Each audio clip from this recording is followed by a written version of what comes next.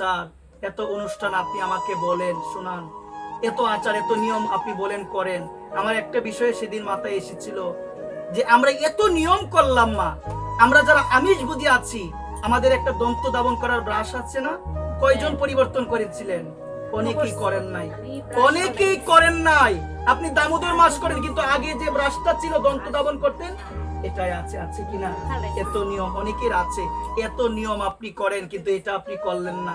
এই কারণে মন দিয়ে একটু শুনে যাও, আমরা এত ত্যাগ করতে পারবো না। আমাদের জন্য বলছে, কথা বলো না, আমাদের জন্য বলছে দামোদর মাসে ত্যাগ করা প্রয়োজন, সবজি আদি ত্যাগ করা প্রয়োজন। প্রশ্ন, বাকি মাসে খাওয়া যায়, এই মাসে খাওয়া যাবে না কেন? কি গো প্রশ্ন করে না? আওয়াজ নাই দি সবার।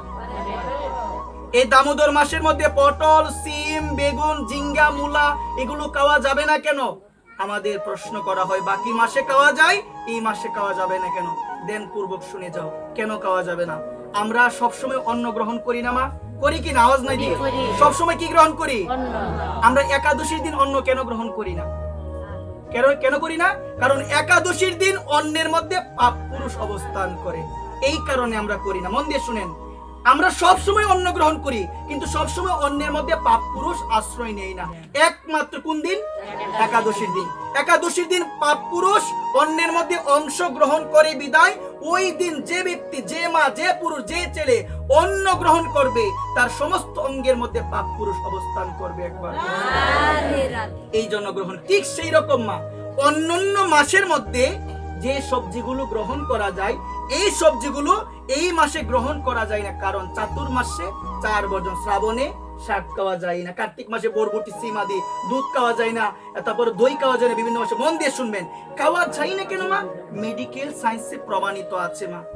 শাস্ত্র বলছেন, মেডিকেল সায়েন্সও বলছেন, শ্রাবণ মাসে শাক খেলে শরীরের মধ্যে বিভিন্ন রোগ বৃদ্ধি হয়, এই কারণে নিষেধ দিয়েছে, শাস্ত্রের সঙ্গে একদম কানেক্টেড। মন দিয়ে শুনবেন। তাহলে কার্তিক মাসের মধ্যে বরবটি, সিম, মূলা, ঝিঙ্গা এগুলো খাওয়া যাবে না কেন? প্রশ্ন।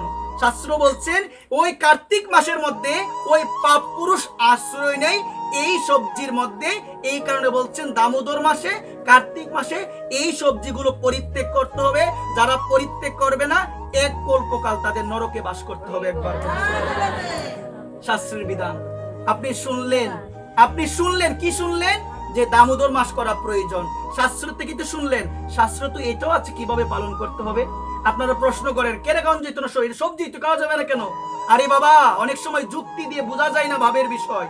অনেকে বলে যে এগুলো খাওয়া যাবে না কেন, এটা তো সবজি। অনেকে বলে যে মসুর ডাল খাওয়া যাবে না কেন, অনেকে বলে পেঁয়াজ খাওয়া যাবে না কেন। আরে বাবা, কিছু কিছু বিষয় আছে, এটা জানার প্রয়োজন মা। এটা জানতে গেলে যুক্তি দিয়ে বোঝা যাবে না, কিছু কিছু ক্ষেত্রে ভাবের বিষয় আছে। ভাবের কথা যুক্তি দিয়ে বোঝা যায় না, ভক্তি দিয়ে বোঝা যায়। একবার প্রেম সে বলো, দেখুন এটা জানা প্রয়োজন। এই সময় কথা পরে বলো, এই সময় পাপ পুরুষ অবস্থান করে বিদায় রজগুণ, তমগুণ, মূলা, সিম এগুলোর মধ্যে অবস্থান করে বিদায় এগুলো গ্রহণ করা যাবে না। অনেকের ঘরের মধ্যে কার্তিক মাস করে, ঠিক আছে, মূলো, সিম, ঝিঙ্গা থেকে শুরু করে বরবটি অনেকে খায় না, তারপরে বেগুন আদি, বেগুন অনেকে খায় না, অনেকে আবার পায়ও, এগুলো পটল আদি যা আছে অনেকে কিন্তু গ্রহণ করছে।